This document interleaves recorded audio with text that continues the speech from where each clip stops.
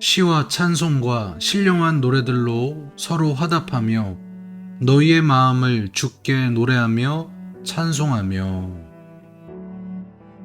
그리스 신화를 보게 되면 세이렌이라는 매우 아름답고 치명적인 매력을 가진 바다 요정이 등장을 합니다. 이 세이렌은 아름다운 여자의 모습이었다라고 이야기를 하기도 하고, 상반신은 여인, 하반신은 새의 모습이었다라고 이야기를 하기도 합니다. 특별히 세이렌은 악기를 들고 절벽이 있는 섬에서 아름다운 소리로 연주를 하거나 노래를 부르며 배를 타고 항해하는 선원들을 유혹해 잡아먹거나 배를 암초에 부딪히게 해 사람들을 죽게 했다고 합니다. 이 세이렌의 형상을 로고로 만들어 사용한 업체가 바로 그 유명한 글로벌 커피 업체인 스타벅스입니다. 저도 가끔 스타벅스에 커피를 마시러 가지만 갈 때마다 세이렌에 유혹된 뱃사람들처럼 내가 스타벅스에 또 유혹을 당한 건 아닌가라는 생각도 하게 됩니다. 아무튼 세이렌의 유혹은요, 굉장했습니다. 그런데 놀랍게도 세이렌의 유혹을 이긴 사람이 둘이 있는데, 그들은 바로 오디세우스와 이아손이라는 사람들입니다. 오디세우스는 자신의 몸을 돛대에 꽁꽁 묶고 밀랍으로 귀를 막아 세이렌의 유혹을 이겼습니다. 그리고 이아손은 명연주자인 오르페우스에게 세이렌보다 더 아름다운 연주를 하게 해서 세이렌의 소리가 선원들에게 들리지 않게 했다고 합니다.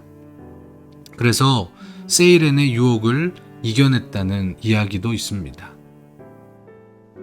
결국 세이렌은 유혹에 실패한 것에 치욕을 느끼고 스스로 절벽에서 자살을 하고 죽게 되었습니다. 여러분, 우리 믿는 자들이 이 세상을 살아갈 때에 우리 믿는 자들을 넘어뜨리기 위해 세이렌의 노래처럼 수많은 유혹들이 우리에게 달려옵니다. 근데 그 유혹들은 너무나 달콤하고 강력해서 자칫 잘못하면 우리는 금세 쓰러지고 그로 인해 죄를 짓고 하나님과 멀어지게 됩니다. 특별히 성경적인 가치관은 버린 채 세상의 잘못된 가치관을 따라가며 우리는 물질의 유혹에 넘어가 넘어지는 경우들이 참 많습니다. 저는 오늘 우리 성산교회 성도들이 세상의 수많은 유혹들 가운데서 승리하는 성도들이 되시길 바랍니다. 그러기 위해서 오디세우스가 그랬던 것처럼 세이렌에 유혹되어 세이렌을 따라가지 않게 자신의 몸을 꽁꽁 묶고 귀를 막았던 것처럼 하나님을 향한 영적인 귀만 열어놓고 죄를 향한 영적인 귀는 꽁꽁 막기를 바랍니다. 그리고 엊그제 아침 묵상에서 나누었던 것처럼 우리가 짐이라고 생각하는 기도와 말씀의 돌에 우리를 꽁꽁 묶는 그 모습이 저와 여러분에게 있기를 바랍니다. 여러분, 우리는 우리의 중심을 잡기 위해 세상에 끌려가지 않기 위해 기도와 말씀의 돌에 우리를 묶어야 하는 것입니다. 그리고 더 나아가 이아손이 사용했던 방법처럼 세이렌보다 더욱더 아름다운 찬양의 소리를 낼 수 있는 우리 성도들이 되시길 바랍니다. 오늘 본문은 말씀합니다. 시와 찬송과 신령한 노래들로 서로 화답하며 너희의 마음으로 주께 노래하며 찬송하라. 여러분, 우리는 이 세상의 유혹 속에서 주님을 노래하고 찬양하는 삶을 살아가야 합니다.